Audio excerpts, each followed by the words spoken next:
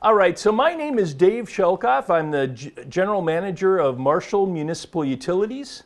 How many people live in town here? Well, look at this, everybody does. Well, that's great. Not quite. Oh, I didn't see you, sorry. The vast majority of you do. Anyway, that means that you're served with electricity and fresh water from the utility I work for. Marshall Municipal Utilities, you get a bill every month. It has it all broken out, so the city then is responsible for the sewer or the wastewater disposal, the storm sewer management, and then I take responsibility for water and electricity. I want to ask you guys a question. When was the last time those of you that live in Marshall lost power because our equipment broke down? Can everybody remember? You know, I've been in the utility business now for nearly 35 years, managing utilities in North Dakota. Alliant Energy was an investor-owned utility I worked for. And we have gone, now it'll be 19 months without an outage. That is literally unheard of. I would put this utility, this electric utility, up against any electric utility in the nation as far as service to our customers. It is amazing. The people I work for, it takes a team effort. Water and electric departments work together. They have the same equipment, they share equipment, they help each other out. So when I say the employees are doing a wonderful job, I mean everyone there. There's 37 employees at MMU.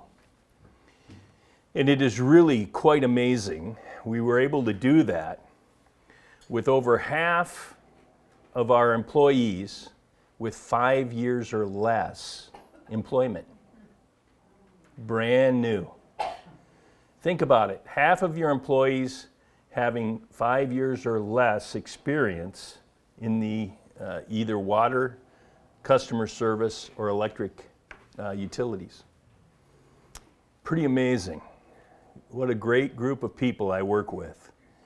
So having said that, we're going to talk a little bit about the electric side today, and we'll talk about water. If you want, I can come back and talk about that in the future, about our hardness of the water and the chloride regulations from the state that we're trying to meet.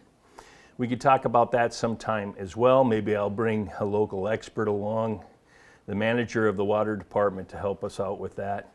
Maybe talk a little bit about lead services. There are still some in our community. Lead services that were installed pre-1938 or 35 that are still in service today. We take tests, we monitor those lead services for lead content in the water. We just did it and we passed with flying colors on that.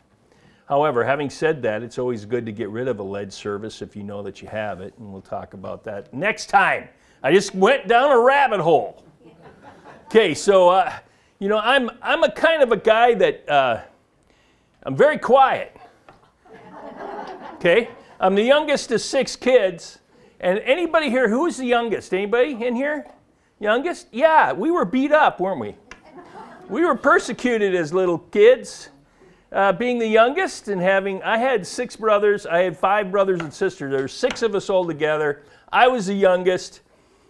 I got all the patchy pants. I was never big enough to win a fight.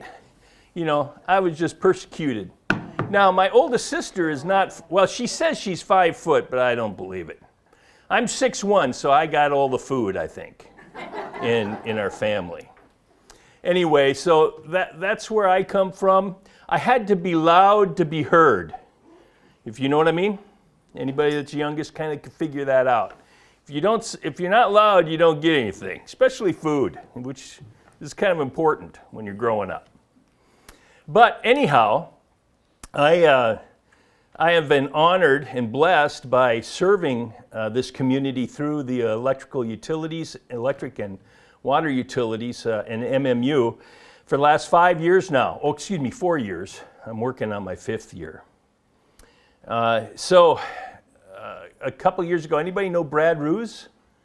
Anyway, Brad Ruse was my predecessor, and he actually asked me to come in to work, and you can see that I'm a younger man. But he knew that I wasn't going to be here forever. And so what he wanted is a little more time for internal people to be built up and to have an internal replacement of my position when I retire.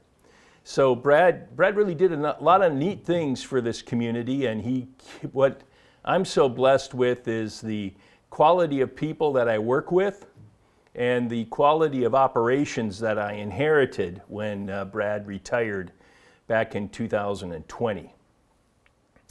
Right in the middle of COVID. A lot of fun, right? Remember that? Fun days. But I'm here to talk about the electrical side of the utility business and to talk about the new solar farm where before the panels went up, I called it our vineyard. Kind of looked like a vineyard, didn't it? With all the poles out there and nothing else. But anyhow, that's one of my best jokes. If you're not going to laugh at that, we're all in a lot of trouble. Okay? But anyway, let's talk a little bit about who's doing the work, how does it affect MMU and this community. It's really quite cool. So welcome, Senior Center. I didn't know what to say. Seniors, that sounded like, not right. Senior Center. Oh, anyway. A lot of thought went into that. Just saying. Adult, I like that. That's what we're called. Oh, see, that's how much I know. See, now, I appreciate that because please ask questions throughout my presentation here today. My goal is to educate and to tell you what we're doing as far as the utility for this community and how we get our power. And, we talked a little bit about the reliability of the electrical side of the business. It's amazing how reliable we are for our customers. And it's, again, a testimony to the people I work with. So, Marshall Solar Plus is the official name of the solar farm that is inside the city limits of Marshall. Did you know that? That's pretty cool. I don't believe there's a solar farm this size inside of a city limits of any community in Minnesota. This is a big solar farm to be inside the city limits of a city. And you'll see here in a minute as we go forward what that does. But I'm getting a little ahead of myself. Let's go back. How do we get our power? When you turn your light switch on and the lights come on, how does MMU get power for you, our customers? Well, there's two different ways. There's two sources of that electrical power. We have long-term contracts with both of these sources. In other words, the contracts go into the 2050s, which is a good deal for us, which means now our power is that all that we need will be provided for us contractually by these two sources. The first source is Western Area Power Administration. How many people know of all the hydroelectric dams on the Missouri River? You know, like Lake Oahu, Lake Garrison, or Sakakawea. All those lakes that are dammed up and produces electrical power, it's called WAPA, Western Area Power Administration. Those generating stations are all underneath that federal organization. And we're a customer of WAPA. Marshall, Minnesota is. We have about 25% of the power that you use comes from hydroelectric dams. That's pretty cool, isn't it? So hydroelectric dams are green. They produce no carbon. And they're renewable because we get rain every year, right? And we know about rain this year. So I don't have to tell you what does rain look like or ask you that question. I think we all know. Anyhow, that meets about 25% of all of our electrical needs. All renewable and carbon-free power. Missouri River Energy Services is the other power supply company that gives us power every day. They're responsible by contract to provide all of the power we need over and above WAPA, Western Area Power Administration. So they're about 75% of all the power that we use comes from Missouri River Energy Services. And you say, what is that? What is Missouri River Energy Services, or MRES as an acronym? Well, they're called a Joint Action Agency. Some people would call them a generation and transmission organization. But really the cool thing that you need to know about MRES is that we're a member. MMU, Marshall Utilities, is a member of this organization. There's 61 municipals in 4 states that constitute the membership of MRES, Missouri River Energy Services. How did that happen? Hello? There we go. I hit the back button. So, technology. Anyway, so I'm also on the board of directors of this organization. So I get to see every month how they produce energy for us, the costs that are associated with it, and be part of a solution if there's a problem for us moving forward. So MRES is the other source of power that we have, and it is MRES that actually owns and is building the solar plant. Okay? Now, being a member, MMU, Marshall Municipal Utilities, is the largest member of MRES. We constitute about 12% of its load, which means we're the largest participant in the organization. And it has various generation sources. So MRES has a coal-fired plant way out in Wyoming. They have natural gas-fired plants in Watertown and in Iowa. I think Watertown runs generally off of aviation fuel or diesel. And also, it has a part of a nuclear plant here in Wisconsin. I think 8% of our power comes from nuclear. And if you haven't been reading the pages, nuclear power is a green energy. It does not produce any carbon dioxide when producing electrical energy. And like I said, it meets 75% of our needs. All right, let's talk a little bit more about WAPA. What is it? Talked a little bit about being a hydroelectric dams along the Missouri, but WAPA incorporates a large footprint inside of the United States. And it has to do with all of the hydroelectric power stations that are located here. How many people have gone to Las Vegas and seen, what dam is that called? Hoover. Thank you. Hoover Dam, and that huge lake that it's impounded. So Hoover Dam is one of WAPA's dams that produces energy. You go to Pierre, South Dakota, you got Lake Oahu, and you've got all of those hydroelectric generation facilities as well. And what we are part of WAPA, Western Area Power Administration, is this service area. It's called the Upper Great Plains Service Area. Now, why is that important? Well, because generally our power comes from the Missouri River and all the hydroelectric dams that come off of that. So that's where we get our power, 25% of it. Any questions about that? So we're getting back to MRES now. And how does power get to us, right? Well, there's 2 organizations. They're called RTOs, which is Regional Transmission Organizations, that serves MRES territory. For us here in Marshall, we're a member of the MISO RTO, which is Regional Transmission Organizations.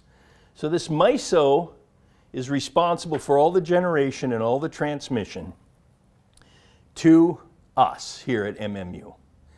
MISO is responsible for getting enough power. MISO is responsible for having enough transmission lines to get that power to us.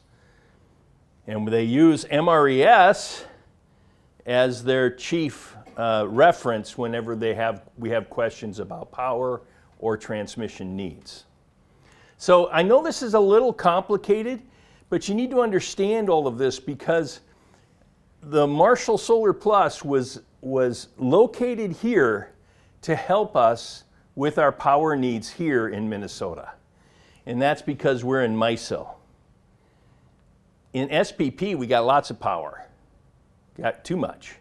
But in MISO, we needed more. So they looked at Marshall, Minnesota as a site for solar. So why solar? Good question. Well, it's very, very low cost to install. It doesn't cost a lot. That's a pro. Another pro is to help MMU meet state-mandated carbon-free goals. All right?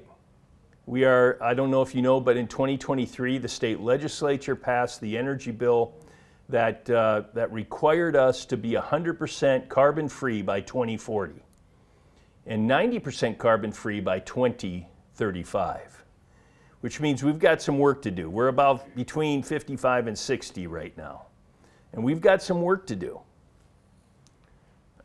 Wrong button. I cannot chew gum and walk at the same time. Okay, so that might happen quite a bit, actually. But here's the drawback of solar. The power is on only 22% of the time. On average, over the whole given year, it's only on 22% of the time. So when you go home and you flip your switch, do you want to wait for that 22% of the day to come around? No, you expect that light to come on. You expect your refrigerator to run.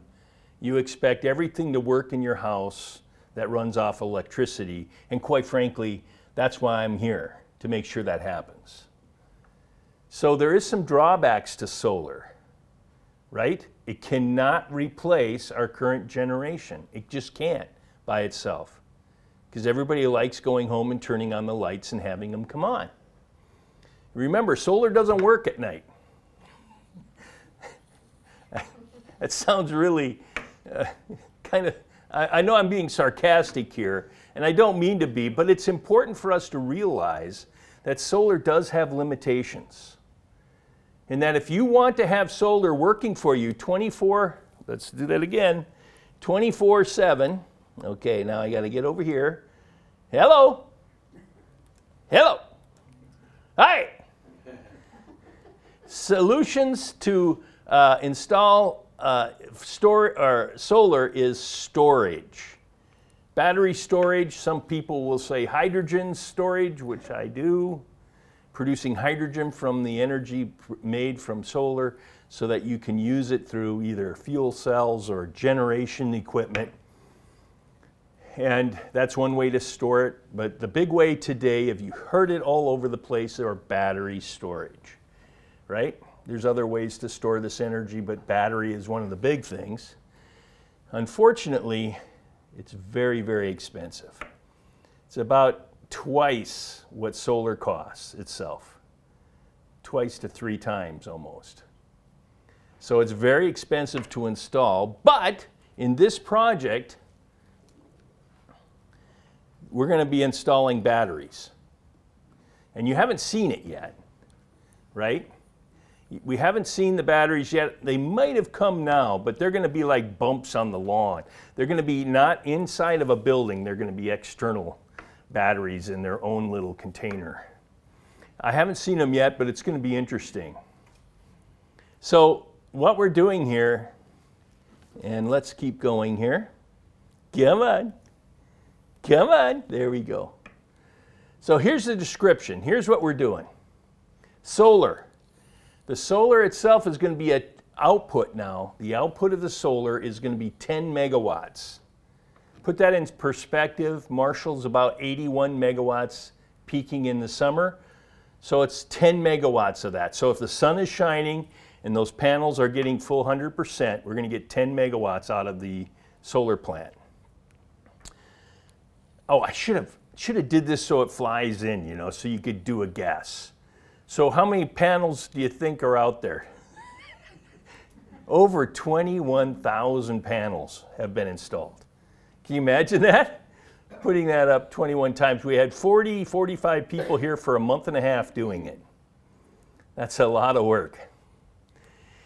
And each of the panels about 655 watts. Let's put that into perspective. So each panel, 655 watts. How many people here use a hairdryer? I don't. Okay? So a hairdryer, when it's running on full, is about 1,500 watts. So for you to run your hairdryer, you need at least 3 of these panels just to run your hairdryer. Interesting, huh? Okay? Now these are single axis tracker. What that means is that when you put the solar panel onto the stand, it will track the sun throughout the day. But it'll only do it on one axis. It'll only do from morning to night.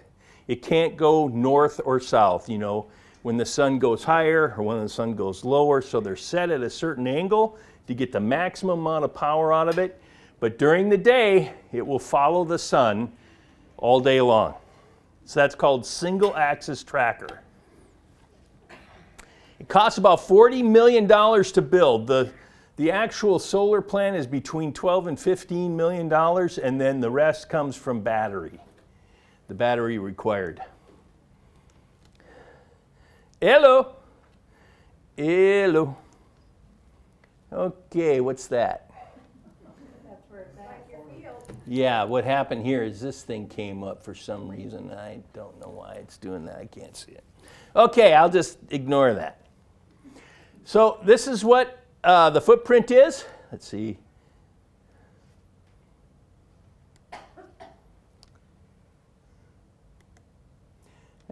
Look at that.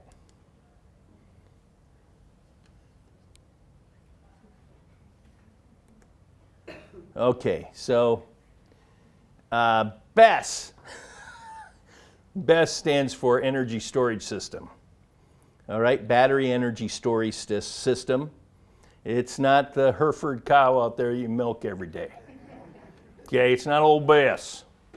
Anyway, it's 5 megawatts, it's lithium ion, and there's individual cells set outdoors, and it'll be kind of interesting to see. But as far as a fire concerned then, it's a lot safer. You put all these batteries in a building, it becomes problematic if something goes wrong. So having them outside, individualized, we minimize damage if anything goes wrong, and we also can save some money by not having to build a building. All right, so here's a layout of the solar farm. It's on about 50 acres. We'll see that in just a minute, but there's what it looks like, and we've got a video here of showing you the footprint there. But we had to you notice how all of the codes from the federal government kind of sounds like swear words like NERC and FERC. Anyway, there's some regulations here that required us to put a fence all the way around this. We weren't going to do that, but in 2023, they passed a regulation that required all energy production facilities to be secured with a fence, 8 foot high with barbed wire. So we had to put that in recently.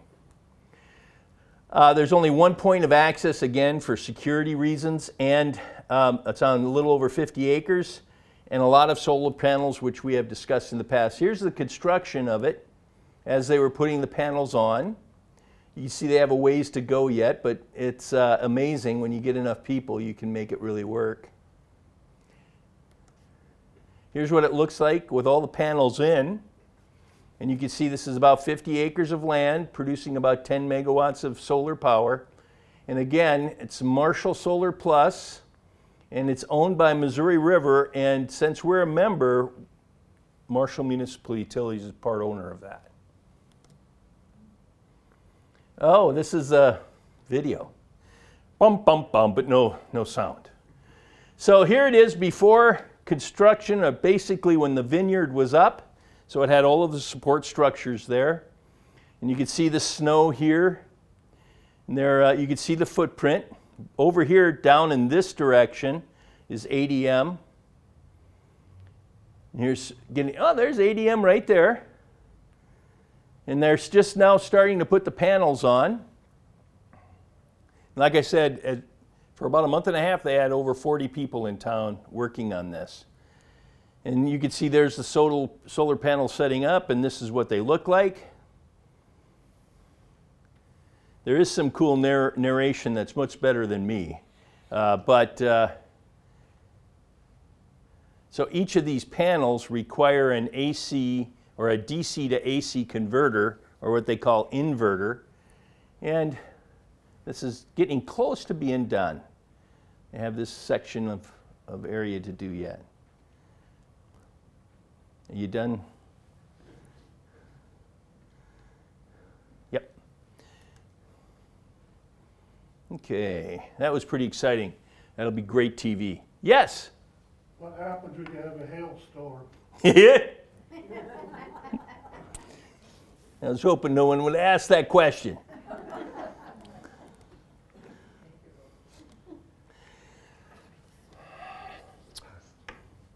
Pray. So every form of generation has susceptibilities to weather. This will have a large susceptibility to hail. Now, when you really take a look at that, the last time we've really had a lot of hail in this area was 2011. Some people would say we're due, right? But other people would say, well, it doesn't happen a lot. So if it does happen and the hail is big enough, these solar panels are designed to handle a certain amount of hail at a certain size. But obviously, nobody can handle a softball or a baseball-sized piece of hail. It's going to break. So we would have insurance that would come in and help us, but we would have to replace them. So the other side about solar is something that the industry nationwide is learning, is how to perform maintenance on such a large field. This is 10 megawatts.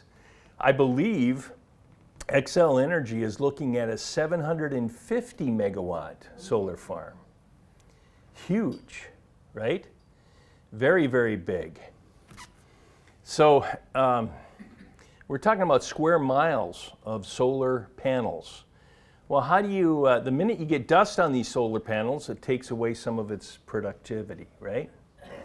So we don't have any dust out here, right?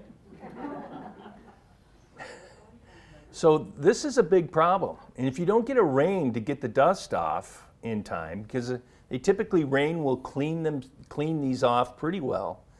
But to really maintain optimum production, you have to do maintenance, which is cleaning them off.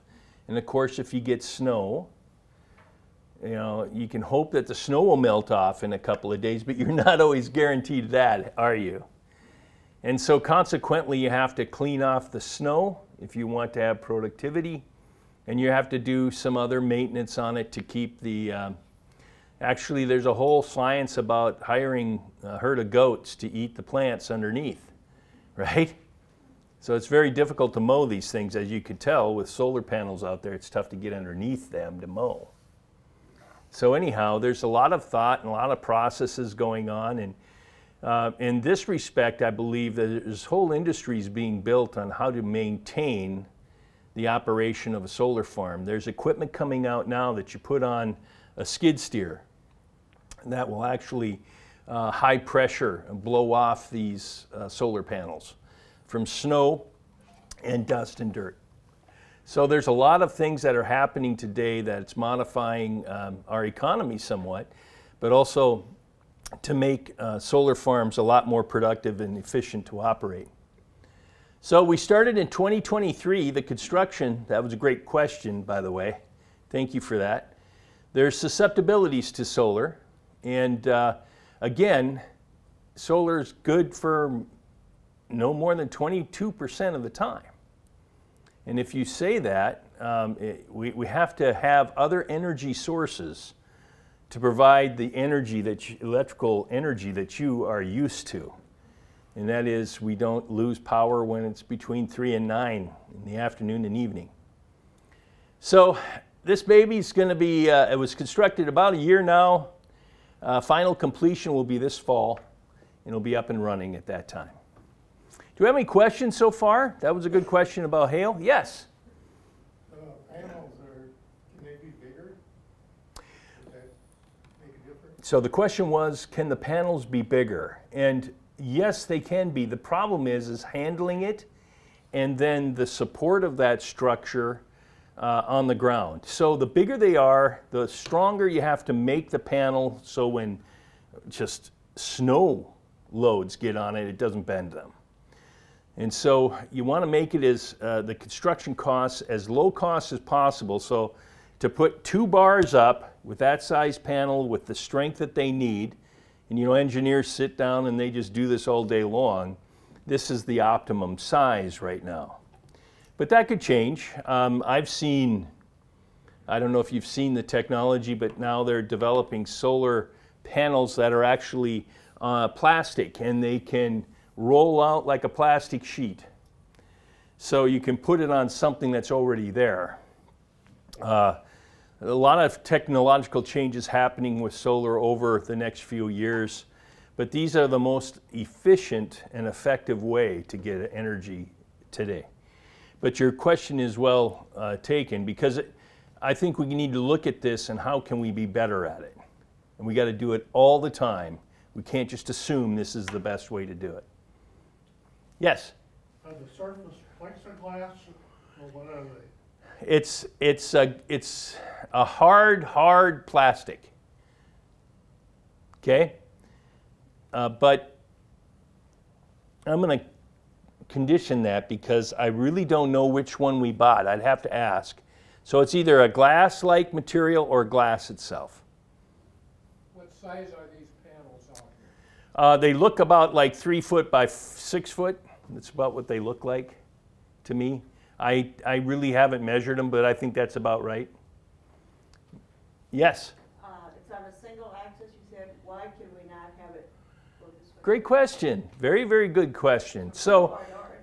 So whenever you put that many panels on a single axis, it costs you a lot of money. When you do it on 2 axes, that even doubles that. But here's the other problem, is maintenance. So you double the amount of motors that can go bad, and you double all the mechanical connections to it. So all of these things have to have 2-axis joints, if you will, one going east-west and one going north-south. And that becomes extremely expensive to do maintenance and to buy, to purchase. So we took a look. Go ahead. What percent would that increase the foot or whatever it's called? That's why we didn't do it. It's minimal. Okay. Minimal. So in the wintertime, when you want those things to really go south, you only have power for 6-8 hours a day. Because, coming up, the sun, the light comes up, but there's not a lot of power from it till the sun actually gets up in the air and can beat on your panels. So 6-8 in the middle of winter, we get about 8 hours of sunlight in the winter time. Yes? You have to have the sun to make it, or does the light give you power? Right. So there has been studies that moonlight will produce energy, but very, very little. Okay? So during the day, if it's cloudy all day, It can produce, but you're going to lose at least half of your capacity, and maybe more depending on how thick the sun or the clouds are. If you put one on a house, do you want to put it on the south side, east side, what? Not the north. Great question. So if you, obviously the house, you can't move your roof, and you can't put these things on stilts on your roof because the wind could tear your roof off. So you have to, they have to be stationary. So the best way is southward facing at a certain angle to maximize your power input or output throughout the year. So the sun, as we know, sometimes it's over here, sometimes it's down here. And so what you want is to place that where you get the most energy that you can throughout the entire year. And so in the wintertime, you don't have as much sun, so maybe you need to detent that angle further to the south. So you get as much as you can in the wintertime. Southwest, southeast. If I'm going to put them on my roof, it would be east, south, west. I'd put them on all of them.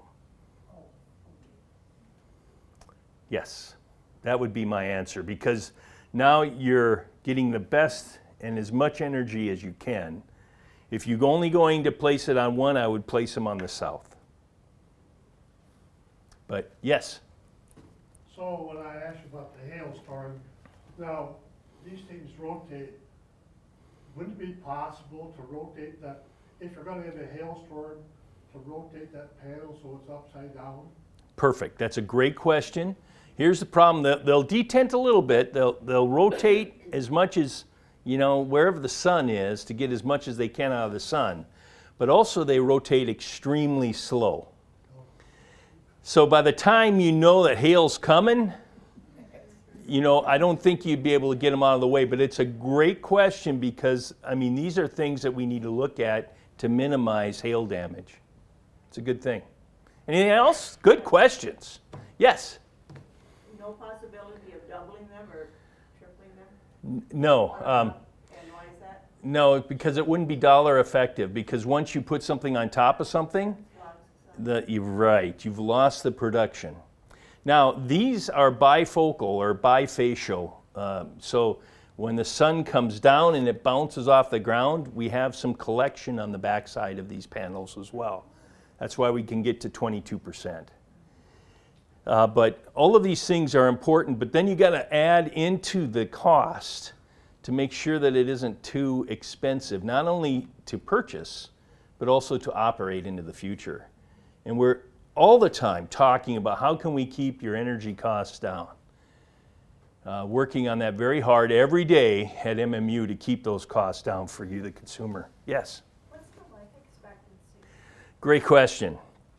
Okay, so right now these panels that we're purchasing are supposed to be 30-year panels.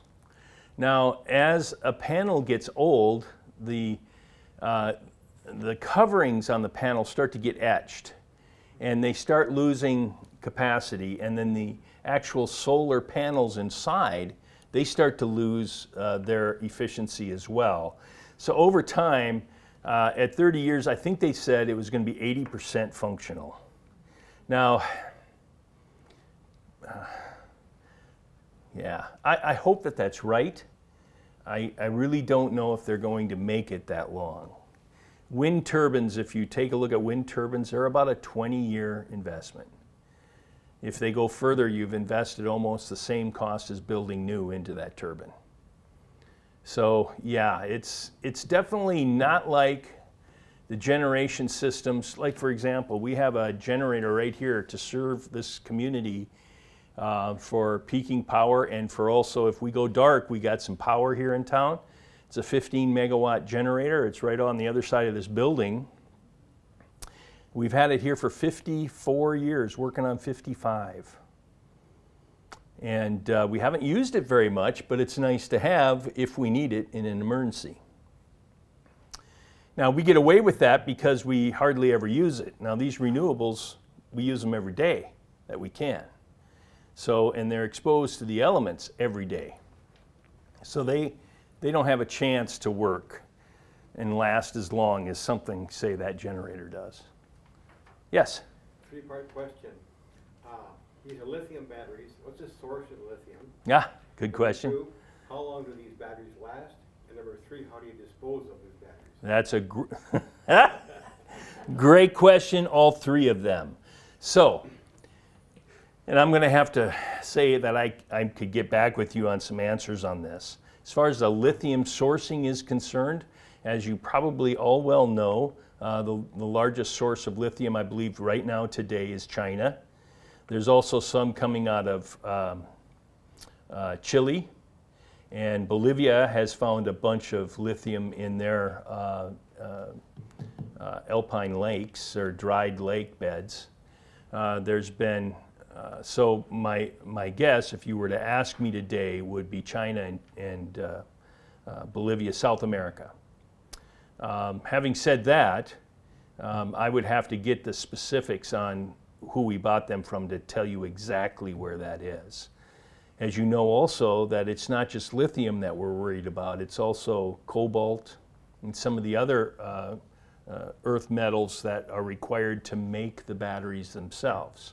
So cobalt right now is, China has a big chunk of that, but also African nations have large supplies of cobalt. So, and nickel is another issue. In America, we've been closing down these mining operations for various reasons, economics one being the first and foremost. But as these metals become more and more widely used, we're looking at reopening a lot of our mines, nickel and cobalt mines. Also, we're looking at new lithium sources here. I don't know if you've read the newspapers, but in northern Utah and southern Idaho, they found a huge lithium deposit there. Massive. Maybe north of Nevada. Nevada? No, I thought it was Utah, but I don't know. It could be Nevada. You're probably right, and I'm probably wrong. But they have found additional sources of lithium in America, which is going to be important for us to maintain our independence economically as well. Good answers. Now, what were the other two? How long do the batteries? Okay, thank you. Right now, we're looking at a 15-year life cycle out of these batteries. So we're buying them bigger, and they lose over time their capacity. So we're going to buy them so their capacity is going to be around 6.5 megawatts at first, but over time, the minimum is going to be 5 megawatts. So we can get about 15 years out of them, out of usable life. And then we got to replace them. The third question is how do you dispose of them? That's a great question. So right now, the disposal of lithium-ion batteries is in the infancy phase in America. There are certain areas, and I think there's 1 or 2 plants that I read about that can take them and actually recycle them, but they're problematic at best, and we have not developed a good recycling area for lithium batteries as of yet. And that's going to be a problem as we move forward. But that industry will prop up and it will become viable as more and more lithium batteries become unusable, need to be recycled. But right now, I think everybody's trying to figure out how to do that. It's a good question, though. The good thing here is that we don't have to worry about it for 15 years. Anything else? Good questions. About 30 years ago, I had 2 solar panels on my roof, and I used them for heat. But the trouble was, they were rounded, but the plexiglass would get brittle, and they get little pinholes in it, so I had to caulk them with clear silicone. And I even replaced them once, but the dust would get in there, and pretty soon it wouldn't produce no more. Yep. So I took them off, because it wasn't paying no more. So you bring up an interesting dilemma with the aging of these renewable resources. As they get older, as we all know, we don't move as fast or do as much work. I know I don't. I was putting in a floor and I was wondering, why am I doing this? Because it hurt too much to get up and down. But having said that, the same thing happens with renewable generation, wind and solar. Over time, they start to break down. Now, on wind, you're 200 feet up in the air. And they're building them now to be self-maintenance, where they have their own crane, where they can, bring things up and down. But still, you're 200 feet up in the air. Solar, there's 21,000 and just 10 megawatts over here. 21,000 panels. When they start to go, what are you going to do? So there is that as well. And then we will find certain panels will be failing. You can't have 21,000 panels and not have a failure once in a while. So we're going to have to do maintenance to repair that. So we talk about complexity, but this is why renewable energy, we're running ahead with renewable energy, and I'm not against renewable energy, but what I am against is having to look you in the eye and say, I might have to turn you off because the renewable energy isn't working. That's what I'm against. So what we're doing is we're trying to figure this out, and this is the biggest solar plant right now project. This is the biggest project for MRES, Missouri River Energy Services, one of our energy suppliers, and its primary purpose is to see how we can use it to keep our costs down for our customers. We really haven't played with it much. Yes? Can you replace those panels with the same framework, or you have to replace the whole thing?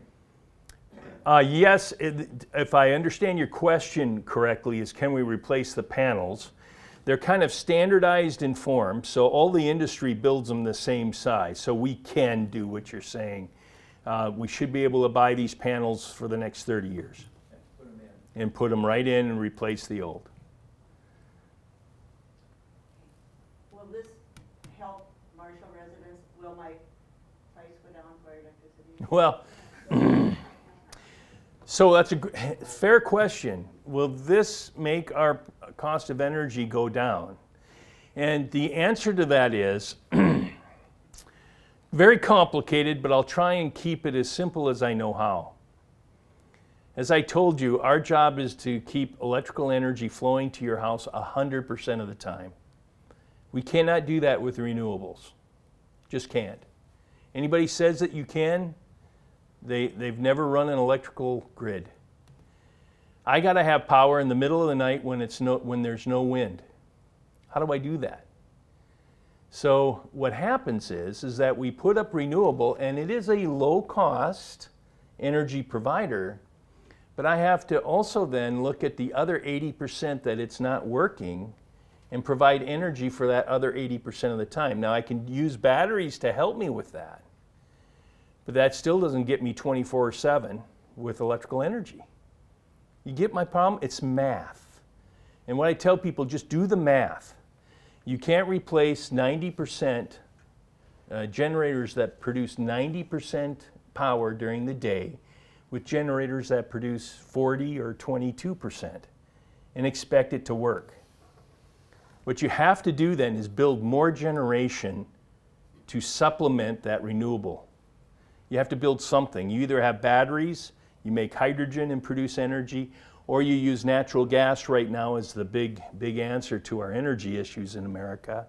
But we have to do that so I can keep the lights on for you 24/7. And that's expensive. Instead of one generator, I got to have two, sometimes three, to produce that energy. So the energy being produced by renewable might be cheaper, but I have to back it up with something that's very, very expensive. So when you say, is it going to affect our rates here? I think the jury's still out. One of the reasons why we're building it. So we can figure out what the cost of energy is and how much this is producing, and then figure out what we have to do to replace it when the sun isn't shining. So we're learning as we go forward. But will it be sent some other place, or you don't know that? Or? Great question. Perfect question. And I forgot to say this. All of this energy is going into the into Marshall's energy distribution grid. Every single kilowatt hour is going into Marshall's distribution energy grid. Now it's going to feed ADM, but that means that power that was going to go to ADM can go to everybody else, so it's shared. All right? That's how grids work. You don't necessarily get the energy from your generator, you get it from somebody else's, but the whole system works and it keeps the lights on. Yes? There's a field or whatever, east of town. Do you work with them and share? Yes, that's the field. That is, I believe, XL Energy. They have 400 acres, and it's a 64 megawatt, I believe, solar plant. Interesting to drive by. Drive by it once in a while. It's east of town here, 2 or 3 miles. Can't really miss it. You'll see the solar panels. I believe it's on 600 acres, around a square mile, if I'm not mistaken. I think either 400 or 600 acres. And yeah, it's been there for at least 10 years, hasn't it? Maybe even more. So you can start looking at the panels and how dusty they are and how much you got to do to clean them off. And it's an interesting dilemma. It's a different way to look at power. And like I said, I'm not against solar at all as long as I can guarantee you power 24/7. If I can't, I'm going to hurt somebody. I'm going to hurt somebody. I'm going to hurt our economy. I'm going to hurt somebody that requires energy just to stay alive. Yes. So you were talking about that particular area, and I've seen the one, now you showed us pictures of this one. How did they decide where they're going to put these things? It's a great question. I'm hoping it's marginal land and not fully productive cropland. Well, Oh, please tell me I'm wrong. so here's what I will tell you. Solar farm works best on flat land. Now, a large portion of this land is in the floodplain and floodway, right? So that's one of the reasons why we picked it, because you can't really do anything else with that land. Even farming it is dangerous at times because of the flood issues, because it's after the bypass, right? So it becomes problematic, and it's one of the reasons why we picked the site. The best place to have your renewable energy is next to a load. It's next to where it's being used. Reduces costs, makes reliability much higher, and unfortunately, you might not be able to choose the land that you build it on. So, to answer your question, I don't think a lot of thought is going on to where they put it. They will look at what makes that solar plant work the best. And right now, flat is better. There's a solar farm near the junction of 212 and 23. near Yeah. Granite Falls. And that's in an area that looks like it would be really hard to farm. Right. So I'm hoping that they take some of that into account. right, and there will be places where we'll be able to do that. But the amount of solar that they're saying that we need, I'm afraid we're going to be losing some farmland. Yes. Yeah, it's a question we're all going to have to wrestle with and answer. Personally, for something that's 22% of our generation, I got to really think about that. We got to make sure that we're doing this right and keeping our costs and reliability as high as we need to be, to make sure we're serving you, the customers. That's the deal. That's my job, is to make sure the lights stay on. It's why we have employees that work very, very hard every day to make that happen. These are great questions, by the way. I thought I was going to be done 20 minutes ago. You guys are an awesome group. So we talked a little bit about this, and I think somebody is messing with my brain here. Okay. Questions?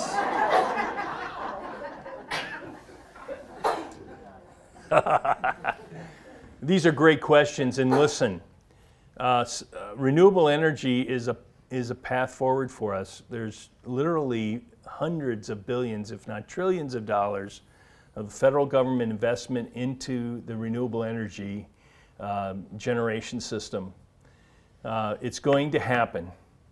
How we do it and where it goes and how it's implemented is a very important question for engineers to study and to figure out.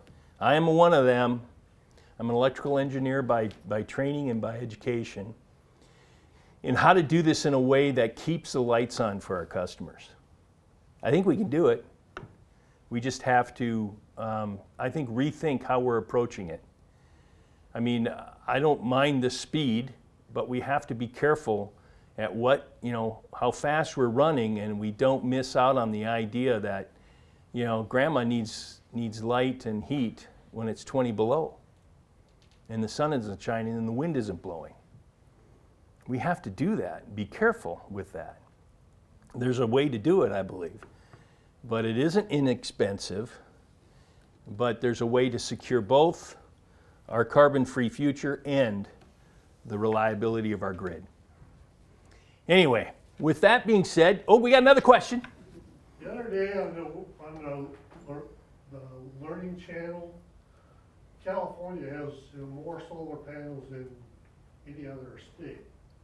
Their problem is they have to shut some of them down because they don't have enough grid work to carry the load. Okay, yes, I see that point.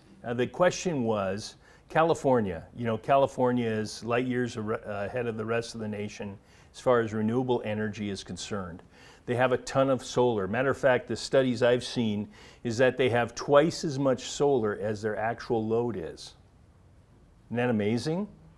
So what happens on a sunny day is that they produce too much energy and they can't get rid of it, right? So there's some plans afoot to try and transfer that power to the west with big power lines. But really what California needs to do is to store that energy. Batteries, creating hydrogen out of it. It's wasted energy, you're gonna turn it off anyways, right? Let's store that energy and use it when the sun isn't shining in California. They don't get it. I don't understand it, but they don't get it. And it's the same way across the nation. We need to have people understand is just do the math. You don't have to be an engineer or a rocket scientist to figure out that you like energy 100% of the time, and the generators we're putting in are at best 40% of the time. How do you make those work? You can't unless you approach it differently. And so it's just a math problem. And in California, again, they can produce enough energy with just their solar to meet their load if the sun shone 24 hours a day, but it doesn't. And so, again, they have to turn off renewables. We do it here, by the way. How many people have you been driving down the road and it's windy out and windmills are locked? Yeah. Why is that? Because they're producing too much energy. Why aren't we letting those things spin and store that? So we don't have to build another, natural gas peaking unit to cover our load. Let's store that and use that as a way to keep the lights on. But we're not thinking this way. It's unfortunate because there is an answer. You can do it. And transmission, I appreciate the building of transmission. But you wouldn't have to build that transmission if you produce power 80, 90% of the time, nameplate power in that area. So if you put other generation sources right next to your renewable, you wouldn't have to build another transmission line to bring that power in from someplace else. So you'd be able to use that same line. It's very, very simple. It's not hard. It's just math. You can do it. Anyway, I'm pontificating. And that's the issue in my industry that I grew up in. And my father was a journeyman lineman when I was growing up. And he was a superintendent of a local power company or municipal utility in my hometown. So I grew up teething on this stuff. And went to school, went to military school, and became an electrical engineer. And I then learned how much more my father knew about electricity than I did after 4 years of training. Anyway, thank you very much. Anytime you have questions, come find me. We can give you an answer. Okay, yes? Who decided when this has to be done? And what happens if you don't meet the guidelines? Great question. You can't answer it. So the state legislature made the mandates last year. And who was working on setting this up? Anybody that knew what they were doing? Or just threw it out? Man, you're gonna get me in trouble. So what happened was, I met with both the chairperson of the Senate Energy Committee and the House Energy Committee. I expressed my concerns. They said that technology will catch up, that we just have to put the goal in front of us. I said, that's fine, but I don't have that luxury of hoping for something to happen. But I get their point, because necessity is always a great motivation to get something done. But what do we do in the meantime? That's the scary part. So, having said that, the state legislature voted this in last year. They modified it a little bit this year, but those dates are still rock hard. And it is one of the reasons why we're building this here. MRES, our power supplier, sees that need. So they want to build it here. Well, listen, you've been great. I appreciate your time.